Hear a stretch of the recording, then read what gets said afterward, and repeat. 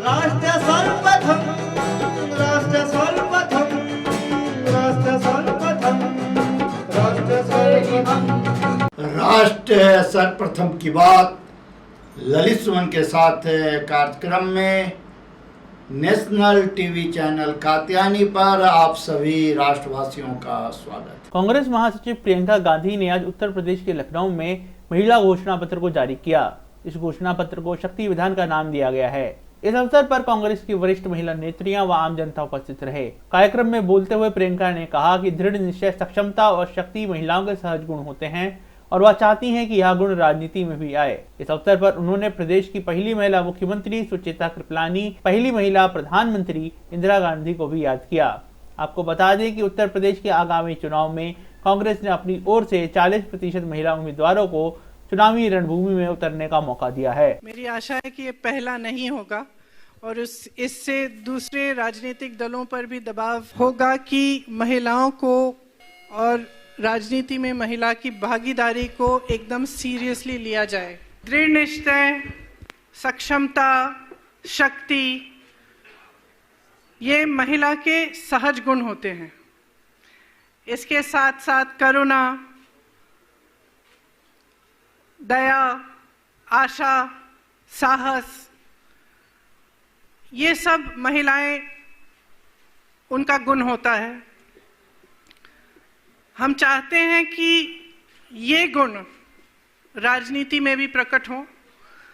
इसके बारे में आपको हमने पहले बताया कि हमने इसीलिए 40% भागीदारी महिलाओं को इसलिए दी ताकि उनकी जो सशक्तिकरण की बात है वो सिर्फ कागज पे न रहे।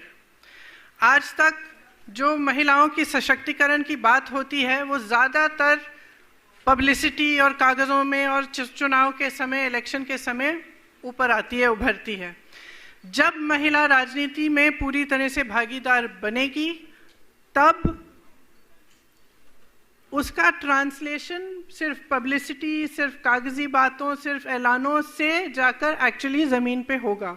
इसकी शुरुआत पंचायती राज में कांग्रेस पार्टी द्वारा जो 33% आरक्षण था उससे इसकी शुरुआत हुई। कांग्रेस पार्टी ने देश को पहली महिला प्रधानमंत्री दी। उत्तर प्रदेश में सुचेता कृपलानी जी यहाँ की पहली महिला मुख्यमंत्री भी रही, वो भी कांग्रेस पार्टी की थी।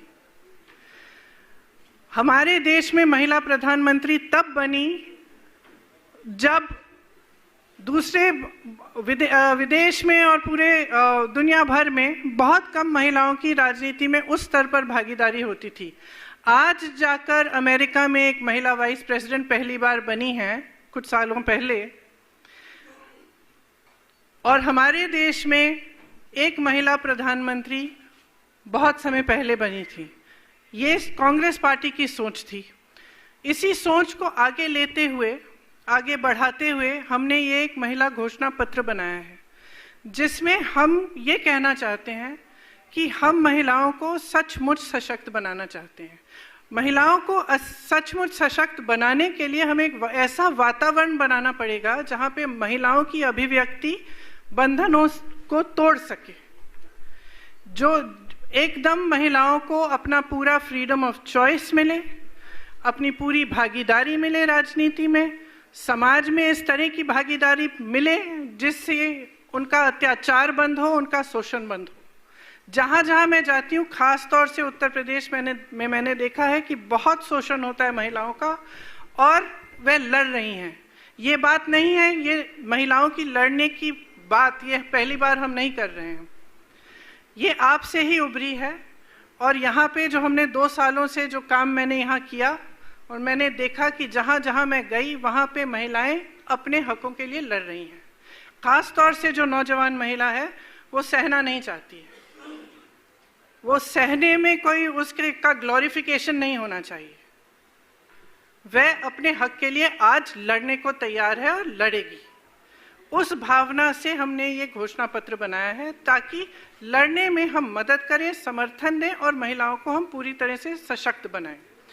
इसको हमने 6 हिस्सों में बांटा है: स्वाभिमान, स्वावलंबन, शिक्षा, सम्मान, सुरक्षा और सेहत।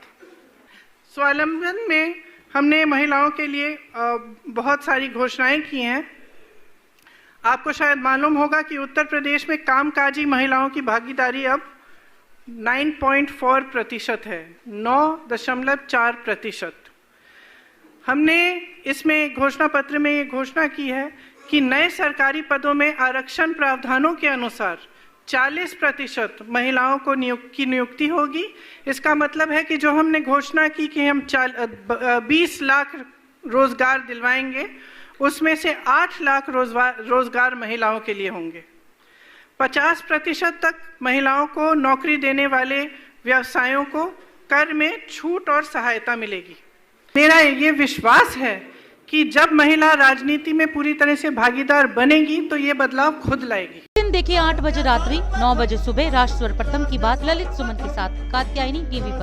22 वर्षों से प्रकाशित मदर इंडिया पत्रिका, पढ़ते रहे देश दुनिया की खबरों के लिए।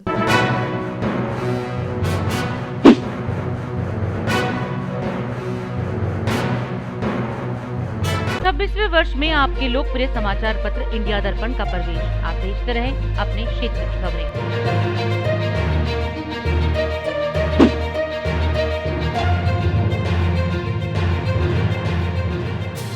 और अधिक खबरों के लिए आप हमारे YouTube चैनल दैनिक इंडिया दर्पण को अभी सब्सक्राइब करें और नोटिफिकेशन के लिए बेल आइकन को प्रेस करना ना भूलें।